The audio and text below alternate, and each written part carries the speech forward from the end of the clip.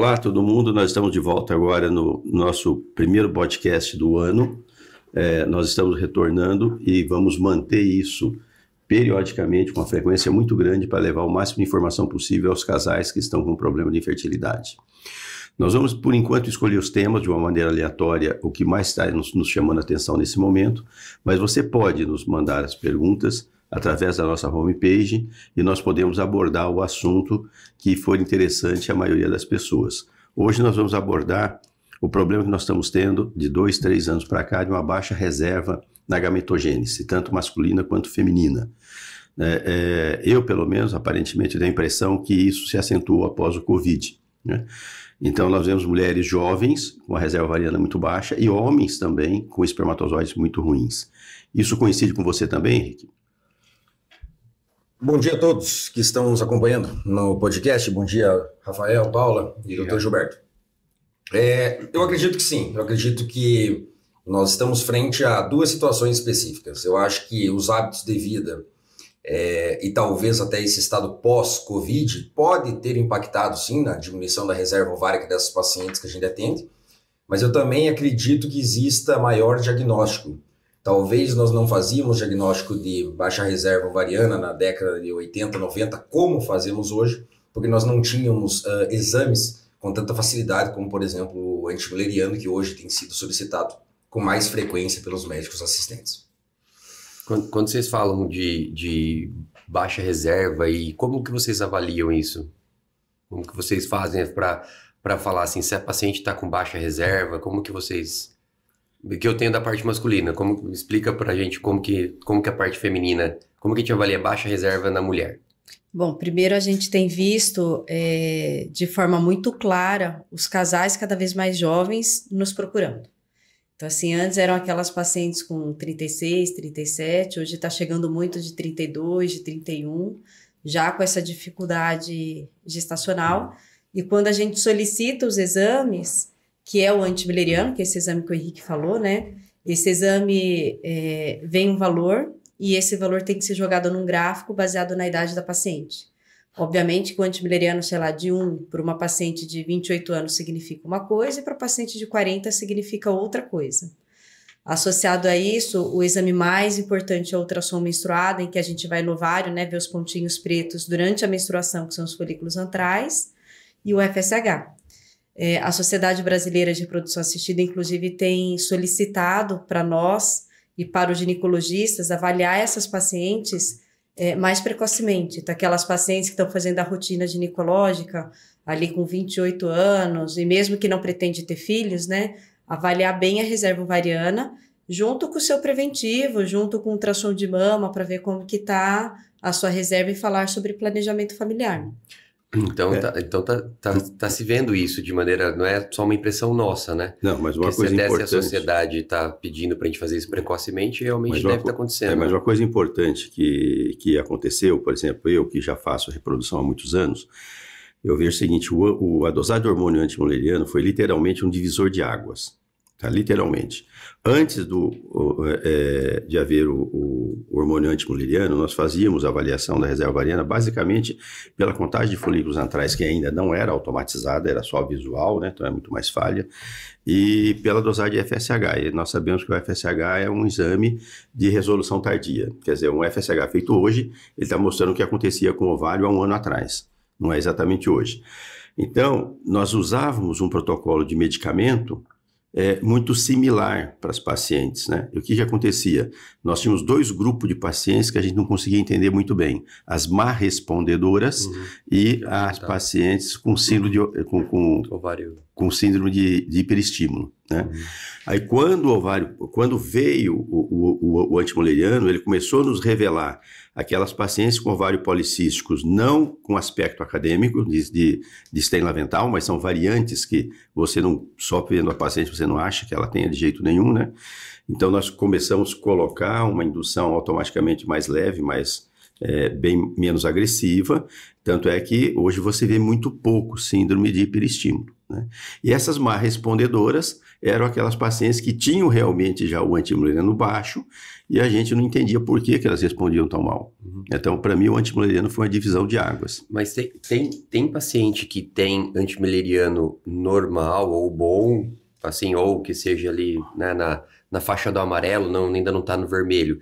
E na hora que vocês vão induzir, ela responde mal, que seria a má respondedora? Isso também acontece? Muito pouco. Pelo menos comigo é muito pouco. Isso pode acontecer em determinadas circunstâncias quando a paciente tem alguma disrupção em receptores hormonais, tá?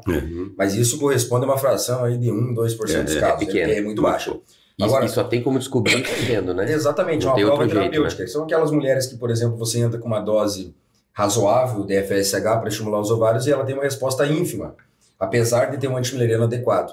Então, nessas circunstâncias, você deve levantar a hipótese dela ter alguma modulação, alguma resistência nos receptores que estão relacionados à funcionalidade dos hormônios. Quanto ao antimuleriano que a doutora Paula está falando, só, Rafa, não sei se você sabe disso, porque não é exatamente da parte, não é usado com toda a frequência masculina, mas até para quem está ouvindo, o hormônio antimuleriano ele não foi desenvolvido para estimar a reserva ovariana. O antimuleriano foi desenvolvido, esse hormônio foi começado a se estudar para predizer a resposta da paciente à indução ovariana. Tá? Então a gente começou a lançar mão na última década dele para tentar estimar a reserva ovariana, como a doutora bem falou, relacionado à idade da paciente, contagem de folículos antrais. Então não é uma receita de bolo, o antimuleriano baixo ou alto, isso significa necessariamente que a paciente tem seja uma paciente com baixa reserva ou não. É um contexto que você tem que avaliar a idade da mulher, a resposta terapêutica, contagem de folículos, e aí sim você pode estimar. Mas o antimuleriano, ele é usado, como a gente falou, mas ele não foi feito para isso. Ele foi feito para dizer como que o ovário vai responder. Isso é muito comum, né? Por exemplo, o Viagra foi feito para hipertensão. Exatamente. Né? E hoje não se usa para isso. E o que é importante falar, complementando aí o raciocínio do Henrique, o antimuleriano é um exame laboratorial. E como qualquer exame laboratorial, existe sim suas falhas.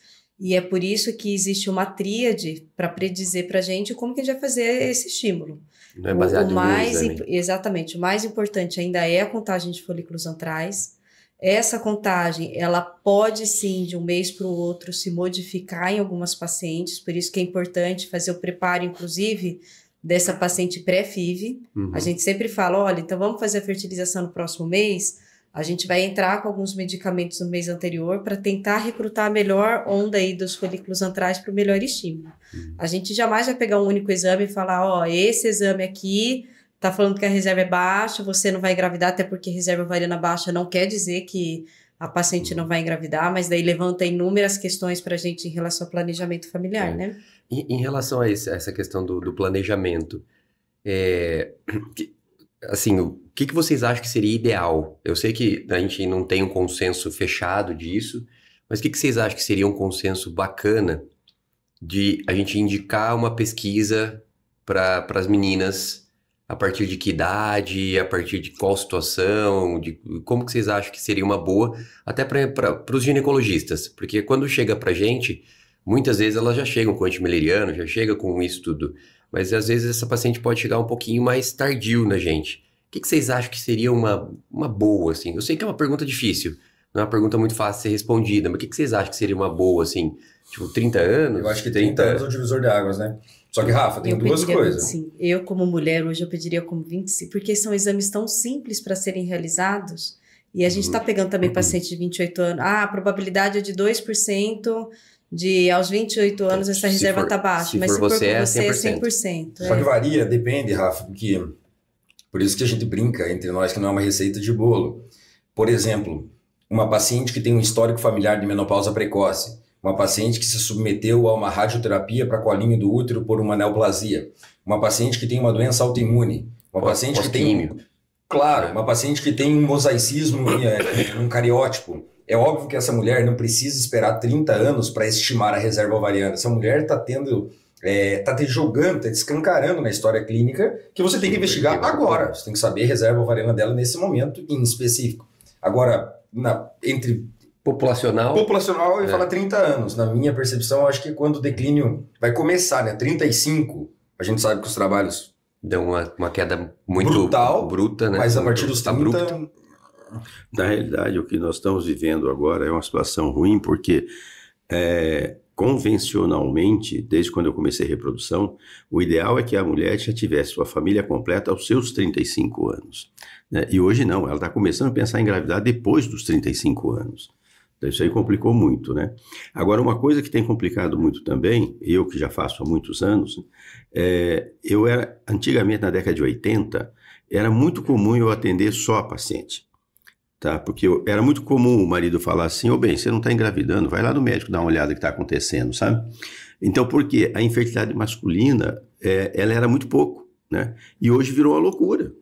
O que tem acontecido com o lado masculino também? Porque hoje nós temos, às vezes, pior reserva masculina do que feminina. Sim.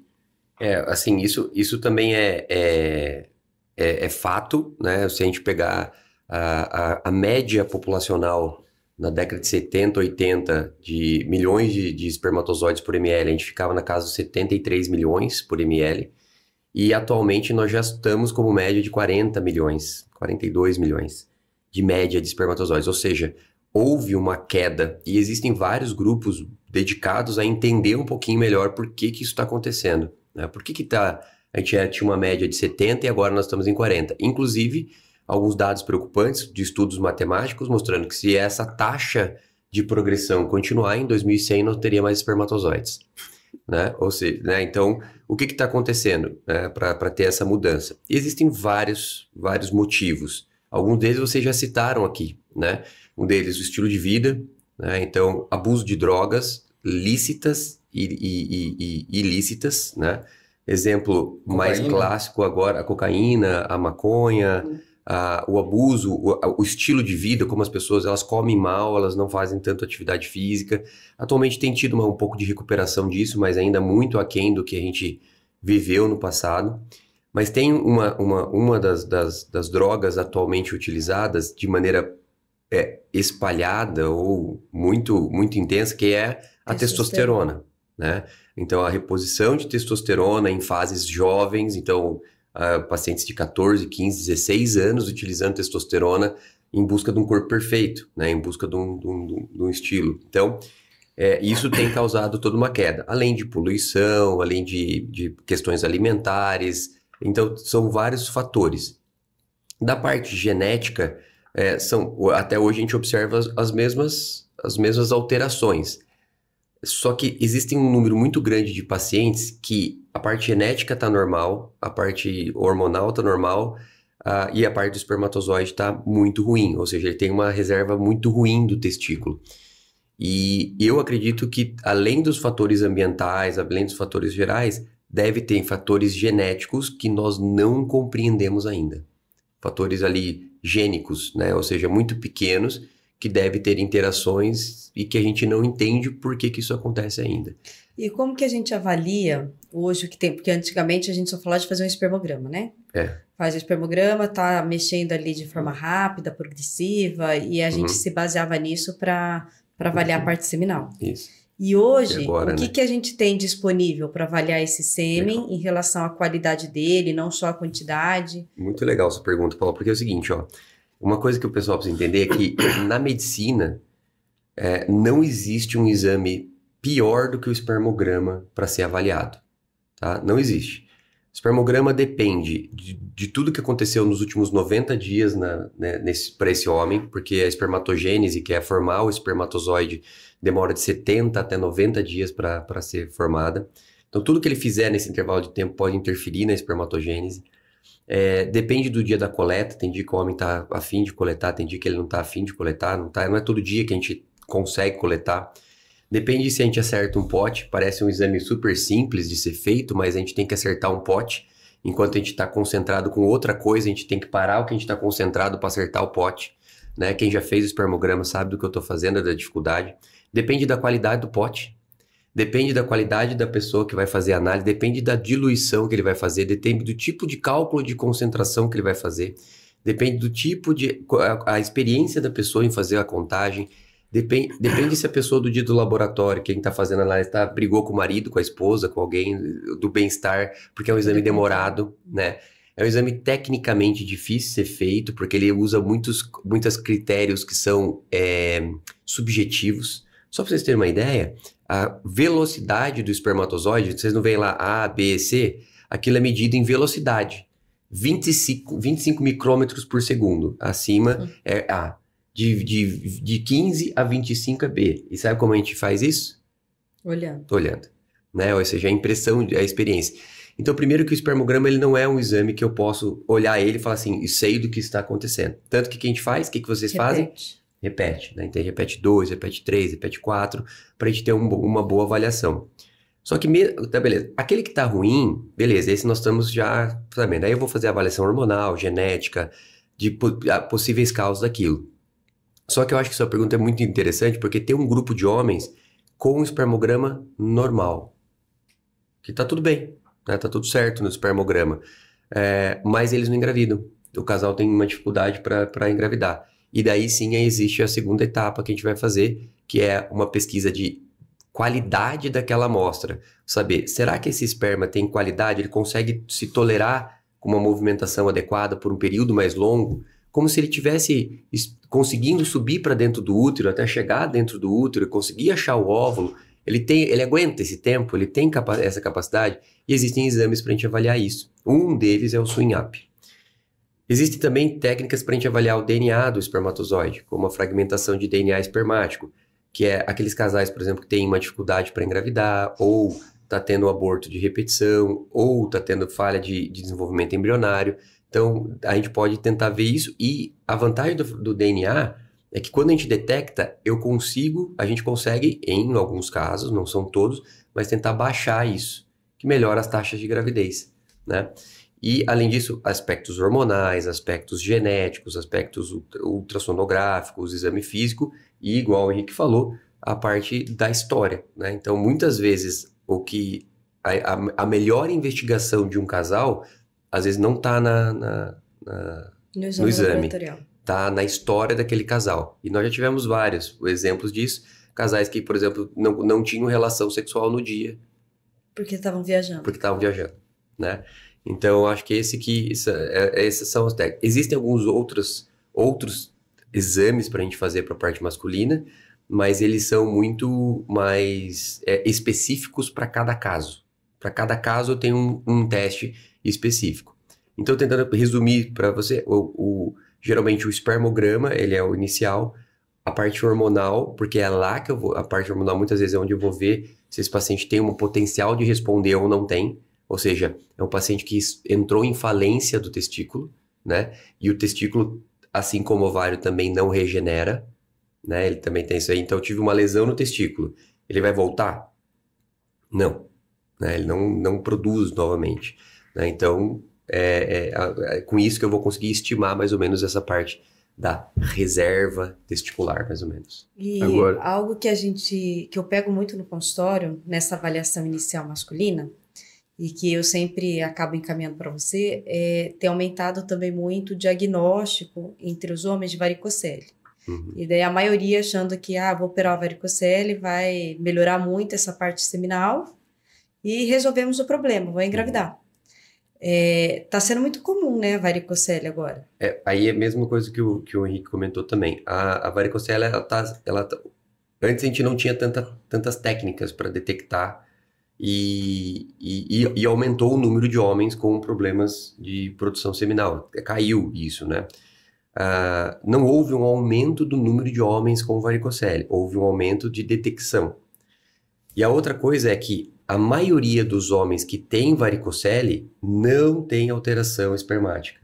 Então, por exemplo, vocês vão tocar o tratamento normalmente desse casal, né? Não é sempre cirúrgico, não certo? Por exemplo, tô com o esperma normal e tenho a varicocele, meu amigo, primeiro é tentar engravidar, né? Existem alguns casos, por exemplo, tem homens, igual eu falei, homens com esperma normal, varicocele, tá tudo certo. Mas daí quando você vai fazer a investigação mais profunda, de fragmentação, de outras coisas, pode ter alterado. Então, existem algumas indicações hoje de a gente corrigir, mas não é para todo mundo. Mas a correção da varicocele, bem indicada, para os casos bem selecionados, tem um resultado muito bom, né? E também deve ser feito só com a técnica correta, né? Uma técnica microcirúrgica, bem dedicada, com identificação da artéria, porque pode piorar. Também pode piorar. Porque existe a chance de você piorar depois da correção, né? Porque você está mexendo ali numa região onde tem os vasinhos muito pequenos, né? Então, se você ligar uma artéria espermática, por exemplo, pode diminuir o fluxo de sangue naquele testículo e ele diminuir a produção. Ô, Rafa, outra coisa que me incomoda atualmente. Até a década de 90, por aí, nós achávamos que os casais, independente da idade, você fazendo uma fertilização, eles vão ter em torno de 40% a 50% de embriões aneuploides. Naturalmente, que depende um pouquinho da idade, para lá ou para cá, né? Aneuploides, para quem não entende isso ainda, são embriões com defeitos genéticos, né?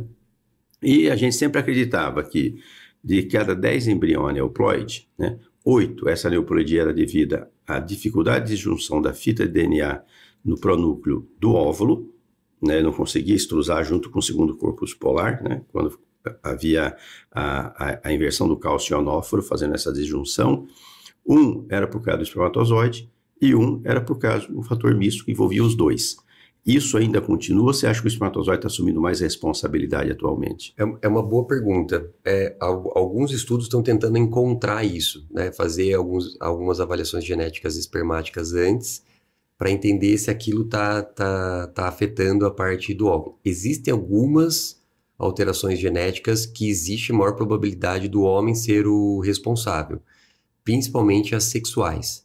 As doenças sexuais, também para explicar, no cromossomo a gente tem alguns pares que a gente chama de somáticos, e tem um par de cromossomos que são sexuais. Quando as malformações, né, ou as alterações têm a ver com esse sexual, existe uma influência maior da parte masculina, né, do que da parte feminina. Das somáticas, ainda parece que a parte feminina ainda é mais importante. Aí eu não sei te dizer exatamente essa correlação, se é 10-1 ainda, né, mas ainda não mudou tanto disso, não. Tá, mas nesses pacientes, então, vamos supor paciente jovem, tá, entre 30 e 35 anos, que tenha uma reserva ovariana razoável, tem um espermatozoide até razoável e precisa fazer uma fertilização in vitro por vários outros motivos, tá? Vale a pena fazer o exame genético em todos os embriões, ô Henrique? Não, sem dúvida que não. Eu tenho convicção de que o estudo genético embrionário ele tem indicações pontuais. Para mim, sem dúvida, no mundo inteiro, pelo que eu tenho visto, a principal indicação é a idade materna avançada, fator masculino severo, falha de implantação, aborto de repetição, ou casais que têm cariótipo alterado. Ponto. Todos os casos que você exceder fazendo o teste genético e não tem uma dessas 4 indicações, você pode estar fazendo um plus, sem dúvida, porque você está fazendo uma análise do embrião, só que você pode também estar causando danos ao embrião e diminuindo a probabilidade desse casal conseguir ter um bebê, porque uma vez que você faz estudo genético, você não pode transferir o embrião em fresco.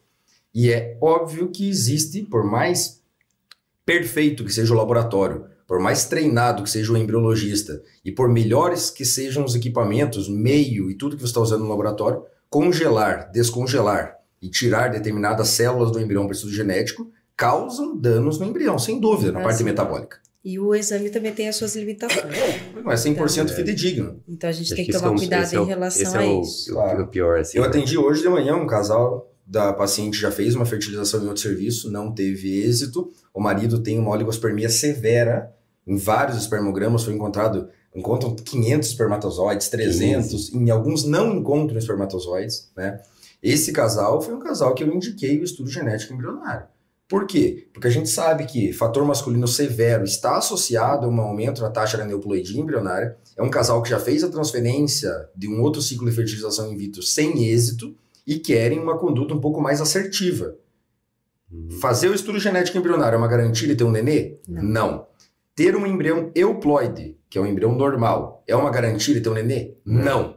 Mas é óbvio que a gente otimiza a chance. Mas como a Paula falou, tem indicações pontuais. Fazer de maneira indiscriminada, eu sou totalmente contra. E quando nós pegamos, então, esses casais que estão, então, com essa reserva, seja ovariana, seja espermática, né, reduzida, o que a gente hoje pode lançar mão para tentar ajudar esses casais? O que pode ser feito?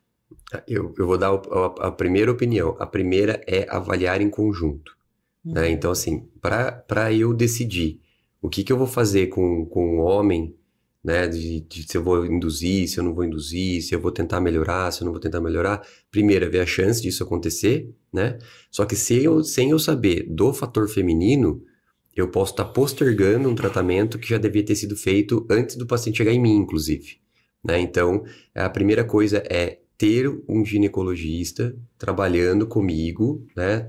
Trabalhando em conjunto para entender. A parte feminina me autoriza eu gastar algum tempo com esse homem, ou a parte feminina não me autoriza, né? Então, a gente já teve várias conversas. Falou, Rafa, ó, essa mulher aqui, se eu daqui 1 ano, eu não sei se ela tem mais óvulo. Aí, beleza, eu gasto 1 ano cuidando do homem, depois não tem óvulo.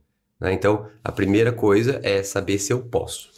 Existe, então, alguma diminuição de espermática que você pode estimular, que pode melhorar e que eu posso evitar uma fertilização in vitro, que eu posso tentar fazer um namoro planejado. Isso. Agora, se eu tenho aí vários fatores que estão alertando para mim, obviamente que uma reserva ovariana baixa não é uma indicação de FIV, mas novamente será discutido com o casal esse planejamento familiar para a gente poder determinar qual seria a maior probabilidade de constituir essa família e daí talvez eu vá direto para uma fertilização. Mesmo indo para uma fertilização, vai existir um preparo desse casal. Então, não é porque é aquela ideia que é conseguir um espermatozoide, um óvulo e tá tudo bem, não é mais o correto. Não. Mesmo que ele tenha sua oligospermia, você vai tentar melhorar um pouco o sêmen para a gente tentar ir para fertilização. Assim como nós aqui do lado feminino, a gente vai tentar deixar essa mulher na parte metabólica da melhor forma possível para tentar recrutar os melhores folículos. Caso esse casal opte por uma fertilização, pai, você tem feito algumas pacientes utilizando o fator de crescimento plaquetário no ovário, que eu queria que você falasse um pouco. E depois o Henrique falasse um pouco das possibilidades também em relação à fertilização. O que a gente pode abrir mão para tentar fazer um acúmulo aí na coleta de óvulos, porque a gente sabe que quanto maior for a quantidade de óvulos, maior a probabilidade de a gente conseguir esses embriões e maior a chance dessa família constituir o sonho delas, né? Que a gente acredita que serão sempre 2 filhos. Bom, primeiro eu queria lembrar que o Rafael, às vezes, ele não pode esperar 6 meses, 1 ano, mas o tempo mínimo de um estímulo testicular são 90 dias, certo? Sim. Então, 90 dias. Ele não consegue fazer isso em 30 dias, né? O que tem acontecido atualmente é que todas as vezes que aparecem desafios, né, nós começamos a procurar ferramentas para vencer esses desafios. A medicina sempre foi assim, né? Algumas ferramentas vão funcionar, outras vão ser aprimoradas e outras vão ser abandonadas, né? Então, nós estamos hoje, principalmente, eu estou com casos muito difíceis. Eu diria que provavelmente 90% dos casais que eu tenho são baixa reserva muito grande nas mulheres, independente da idade, tá? Então, como nós já trabalhamos com fator de crescimento plaquetário há muitos anos, quer dizer, nós já fazíamos isso daí para melhorar a receptividade endometrial há 15 anos atrás, 18 anos atrás, né? E realmente tem alguns casos específicos que melhoram, não é uma coisa que serve para todo mundo, é uma coisa seletiva, né? Nós tivemos a ideia de começar a colocar no ovário. Então, foi selecionado eu e o Raul entre as nossas clínicas para a gente começar a fazer esse estudo. E nós fizemos um protocolo, tá? Aí muita gente começou a pensar nisso daí também, inclusive o IVE, na Espanha, né? E o IVE, inclusive, apresentou num congresso recente um trabalho que ele achava que não era bom. Eu até entrei em contato com eles e falei, o protocolo que vocês fez é totalmente errado. Vocês colocaram um fator de crescimento no mês e queria colher o óvulo no mês seguinte. Isso não vai acontecer. Tá? O protocolo, na realidade, primeiro, você tem que planejar 3 induções com 3 colocações. Essa colocação tem que ser na cortical do ovário, não pode ser na medular, porque é onde estão os ossos, que nós estamos tentando evitar o recrudescimento desses óvulos. Não é que vai fazer um óvulo novo. São óvulos que já estão entrando em recrudescimento e nós estamos tentando dar um stop e tentando recuperar eles. Então, normalmente, nós fazemos uma indução leve, para a gente só visualizar muito bem o ovário, e já aproveitamos colher alguma coisa. Normalmente, fertilizamos e congelamos. Vamos para a segunda tentativa, colocamos o fator novamente, vamos para a terceira tentativa, aí a quarta que seria o para valer. Tá? Só que eu e o Raul estamos tendo muito cuidado de ver como que o caso vai acontecendo. Aconteceram 2 casos agora no final do ano, um inclusive médico, colega nosso, uma reserva ovariana de 0,02 de antimoleriano. Tá? Nós fizemos um primeiro estímulo, ela teve 2 óvulos, fertilizamos, levamos até D3, o D3 está bom, porque esses embriões eu acho que eles são um pouco mais frágeis, o laboratório poderia ser danoso para ele até o D5, congelamos em D3 e fomos para o segundo estímulo, já após a primeira colocação aqui do fator. No segundo estímulo, de repente ela fez 6 folículos. Falei, nossa, veio muito melhor do que eu imaginava. Aí colhemos 4 óvulos e o endométrio dela estava ciclado. Fertilizamos os 4. No terceiro dia, parecia 4 embriões gêmeos, eles estavam lindos. Eu falei para ele, ó, vamos arriscar transferir 2, vamos congelar 2, né? Não vamos para o terceiro, porque eu quero que você engravide. Eu já tenho 2 guardados, então já tem uma chancezinha. Passamos 2, ela engravidou dos 2. Quer dizer, os 2 casos assim. O Raul tem um caso, que é um caso emblemático, tá? Que é de uma médica, tá? Essa médica já estava com FSH de 76, tá? Anti-hemorroiano 0, tá? E ele conseguiu fazer ela engravidar. Então, quer dizer, o protocolo funciona em 30% a 35% das pacientes, tanto é que nós estamos preparando o primeiro trabalho para ser publicado agora, né? Mas é um trabalho muito mais robusto, não é você ir lá, colocar o fator nesse mês e querer colher no mês que vem. Tá? Isso aí não vai acontecer. E a outra coisa, para você colocar o fator de crescimento na cortical, você tem que ser muito habilidoso com a agulha. E você tem que colocar ele em várias posições, né? Você tem que fazer um leque, né? Não é só ir ali e injetar. Tem que espalhar ele. Você tem que espalhar ele por toda a cortical. O que pegar na medular não vai te ajudar em nada. Isso aí vai perder tudo. Então, isso ainda é um embrião, mas é uma ferramenta que aparentemente está ajudando uma certa porcentagem de casais. Nós estamos estimando mais ou menos em 30% a 35%. Agora que nós estamos tabulando os dados para ir para os resultados, né, que nós vamos ter uma noção melhor, e nessa primeira publicação, e daí para se tornar uma realidade é preciso que outros censos reproduzam o mesmo tipo de protocolo e obtenham os mesmos resultados, né? Existem outras coisas para fazer? Existem, por exemplo, nós estamos então começando a colocar a célula-tronco, né? A fisiologia da célula-tronco é a mesma coisa. A célula-tronco não vai virar óvulo. Quem acha que vai colocar uma célula-tronco no ovário e vai aumentar o número de óvulos, isso não vai acontecer. A célula-tronco, na realidade, vai fornecer uma série de fatores de crescimento que são muito importantes para tentar interferir no recrudescimento que está havendo dessa pequena reserva ovariana, como se a gente desse um stop nela ainda e tentasse pegar ele antes que ele fizesse o recrudescimento, né? Também está muito recente.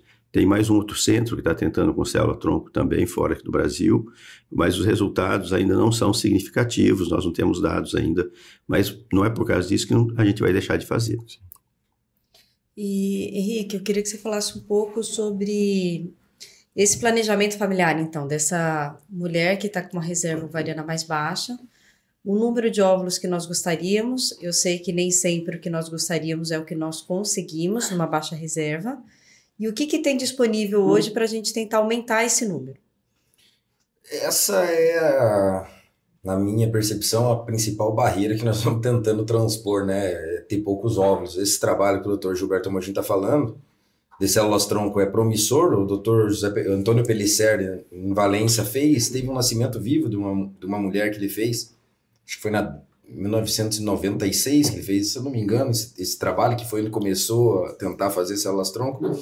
Mas veja que tudo que o Dr. Gilberto falou são as angústias que a gente tem mesmo, de tentar melhorar essa resposta dessas pacientes, usando DEA, usamos tempos atrás. Então, a resposta para esse teu questionamento do que nós poderíamos fazer para ajudar essas mulheres inclui as terapêuticas que o Dr. Gilberto falou, e eu utilizo muito o acúmulo de óvulos, o dual stim, tri-stim, quadri-stim, quer dizer, esta paciente que eu atendi hoje, eu estou indo para o terceiro ciclo, né, de estimulação, porque ela tem uma baixa reserva. No primeiro ciclo eu congelei 3 óvulos, no primeiro 3 óvulos, no segundo ciclo eu congelei 4 óvulos, e agora a gente vai para o terceiro ciclo, que vai ser o ciclo para valer, que eu vou fazer um ciclo misto, descongelando os óvulos do primeiro e do segundo, com os óvulos em fresco do terceiro. A gente sabe que a probabilidade de conseguir um nenê, ela é proporcional à quantidade de óvulos. Então, a gente passando de uma base mais larga, nesse funil estreito, que é o funil da vida, a gente consegue, às vezes, fazer escapar com uma maior probabilidade um embriãozinho que vai gerar o nosso nenê. Então, estratégias como o acúmulo de óvulos, para mim, são fundamentais. Eu me formei num centro onde isso era extremamente comum, Inclusive, teve alguns trabalhos que eu tive o prazer de participar, que era tentar saber da onde que vem o embrião euploide, era nosso questionamento, em ciclos de mulheres que faziam até 5 dual stim, teorias, seguidos, né? E nós vimos que Por quê? Porque o nosso objetivo era justamente saber se, porventura, nós fazemos 5 ciclos de estimulações consecutivos e 99% dos embriões euploides vieram dos 3 primeiros ciclos, não faz sentido você submetê-la a mais ciclos, né? E nós não conseguimos achar essa relação, pegando uma casuística de mais de 150 pacientes, que foi esse trabalho que eu participei. E parece que o acúmulo de óvulos aumenta a probabilidade de ter um nenê. As terapêuticas que o Dr. Gilberto falou também, eu imagino que no futuro possam nos auxiliar, não criando novos óvulos, como ele bem disse, mas o fator de ativação plaquetária tentando ativar mesmo esses ócitos que estão ali em estado dormente, dentro do ovário. DEA eu uso em determinadas circunstâncias, apesar de ser controverso, tá? A gente sabe que é controverso, de 50 a 150 mg por dia, acetato de hidro e epirandrosterona, a gente usa às vezes. São terapêuticas que a gente pode implementar. Uma coisa só que eu queria falar com você, Rafa, e para todos que estão ouvindo, é evidente, mas que não são ginecologistas, um antimileriano baixo significa uma baixa contagem de óvulos, que nem sempre se traduz a taxa de aneuploidia. Tá? E isso é muito confundido. Porque se você pegar e excluir todos os fatores de confusão, nesse caso o principal, que é a idade da paciente, o fato de ter poucos óvulos não significa que a mulher precisa necessariamente de uma FIV, que nem a doutora falou, e não significa necessariamente que ela tem uma maior chance de ter embrião anormal. Tá? O que é fator preponderante para a taxa de euploidia é a idade da mulher. Então, uma menina que tem um antimileriano de 0,3 e tem 25 anos, essa mulher não tem uma taxa aumentada de ter embriões anormais pelo fato de ter poucos óvulos. Tá? E isso tem que ficar bem claro na cabeça, porque tem muita paciente minha que vem com reserva ovariana muito baixa e fala que quero fazer uma FIV com diagnóstico genético porque eu já tenho poucos óvulos, os óvulos não são bons. Eu falo, peraí, nem sempre essa relação existe. Ela pode até existir em determinadas situações. E que daí fecha um pouco o raciocínio do caso que foi dito aqui, que era uma paciente jovem, eu acho que ela tinha 30 anos, né, pai? Com uma reserva ovariana baixa, e que se conseguiu um número de embriões que não era tão grande e que foi discutido. Melhor embrião de D3 ou blastocisto? Depende, temos que individualizar. Se não temos um número tão grande para submeter esses embriões para maturação in vitro, será que não é melhor colocar dentro do útero, que é o lugar mais fisiológico para deixar se desenvolver? Então, daí vai depender da idade da paciente, obviamente vai depender da morfologia desse embrião no 3º dia e da comunicação entre médico e paciente para melhor decisão. Não é, novamente, essa receita de bolo, que embrião do 3º, do 5º biopsiado vai dar a maior chance, é individualizar cada caso, para a gente saber qual que vai ser a maior probabilidade de levar o bebê. Uma coisa que a doutora falou que eu acho interessante, que é o planejamento familiar, é uma baixa reserva ovariana. Ela é sinônimo de FIV? Não. Mas é dever do médico discutir com a paciente o planejamento familiar que a doutora falou. Um casal que tem um desejo de ter 3 nenês, por exemplo, tem um desejo de ter 3 filhos. A mulher tem 28 anos, tem um antimileriano de 0,2. É evidente que se ela engravidar de maneira espontânea, e isso pode acontecer, mas ela ficar 1 ano grávida, 2 anos amamentando, qual a probabilidade dela ter uma maternidade exitosa nas próximas gravidez? Então, eu tive um caso aqui de uma paciente de 32 anos, uma japonesa, com antimileriano de 0,2. Ela falou assim, com antimileriano desse eu preciso fazer FIV? Eu falei, não, mas a FIV sem dúvida otimiza a chance de você ter um neném, por causa que você já tem uma reserva baixa. Ela falou, então vamos fazer uma FIV. A gente tirou 3 óvulos, fizemos a FIV e transferimos em fresco um embrião. Eu dei alta para ela agora com uma ecogestacional com um nenê que aparentemente está se desenvolvendo de maneira satisfatória. Então não existe uma receita de bolo, mas o planejamento familiar ele é crucial para ser um tema discutido com os pacientes em consultório. Bom, nosso tempo está vencendo. A vocês que estão nos ouvindo, muito obrigado. Eu espero que a gente tenha sido útil. E a mensagem mais importante que nós queremos passar para vocês: não existe uma receita de bolo. Tá? Não é uma linha de produção. Não tem como pegar você, falar com a sua amiga e falar assim, você fez desse jeito, então também para mim vai dar certo. Não, o tratamento é individualizado, exige uma equipe multidisciplinar, é muito difícil, às vezes nós temos que analisar pormenores de casal por casal e adaptando os diversos tratamentos que nós temos a cada perfil de casal. Então não há uma fórmula mágica para isso daí. Consulte o seu médico ou nos procure, todos nós aqui vamos estar à disposição de vocês a qualquer hora e teremos o maior prazer em recebê-los. Obrigado por estar conosco.